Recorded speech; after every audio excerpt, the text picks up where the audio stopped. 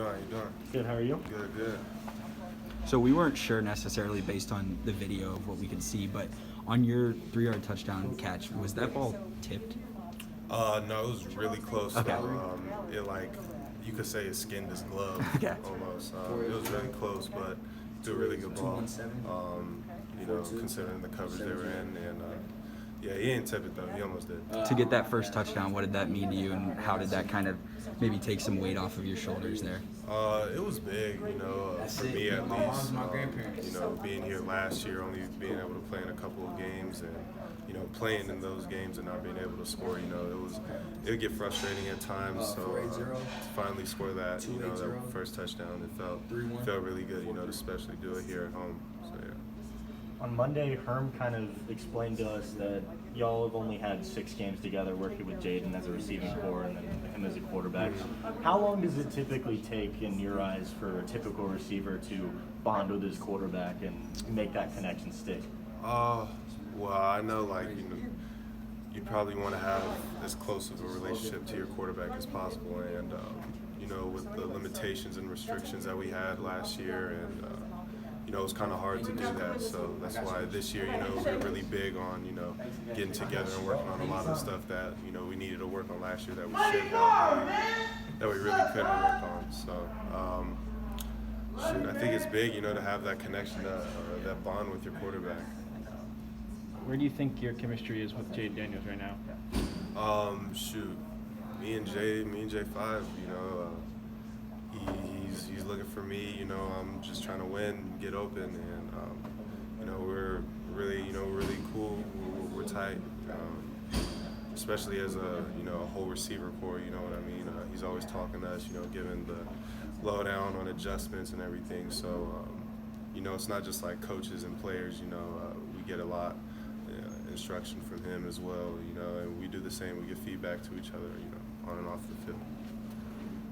How would you kind of evaluate what you've seen from BYU on film? What kind of stands out to you about their defense, just from what you've seen? They're an older team.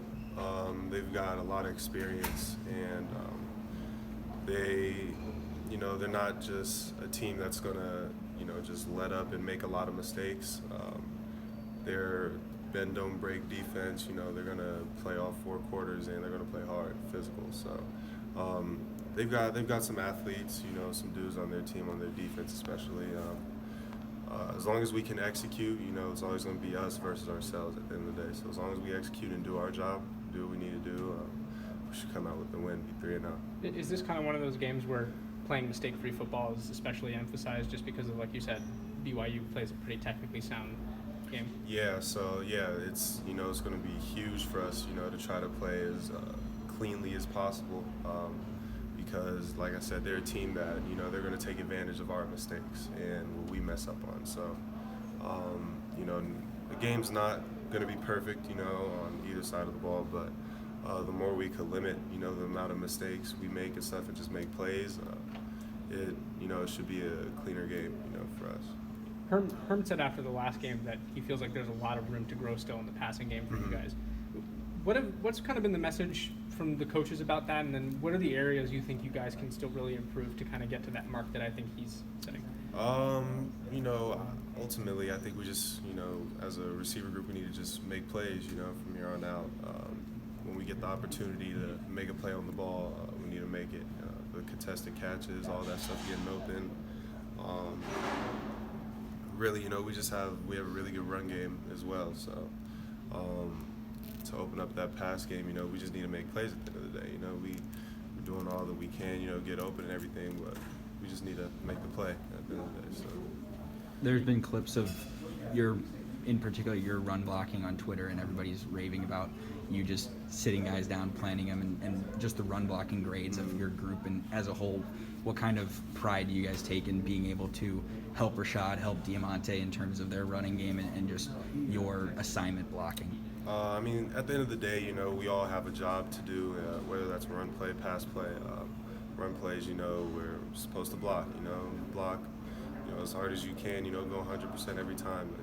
It can set up a lot of things for yourself in the pass game as well. So when a DB, certain players are so focused on how physical you are and, how you're you know, coming at them with the run blocking and stuff, can open up a lot of stuff in the passing game as well. And ultimately, you know, just doing your job, you know, to the full effort.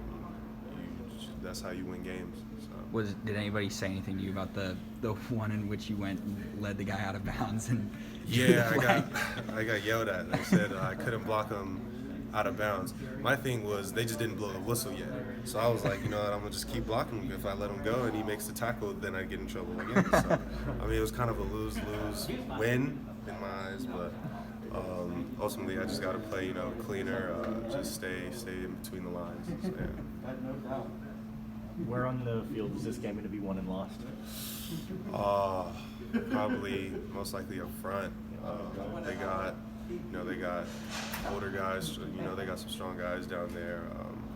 You know, ultimately, you know, a lot of football games. Every football game is going to be won in the trenches. You know, you can't block, you can't pass. You can't block, you can't run. You can't stop the run. You know, then they can do whatever they want. So, a lot of what the game is going to be based off on is going to be, you know, who's winning in the trenches. So. Thanks, Johnny. Yep.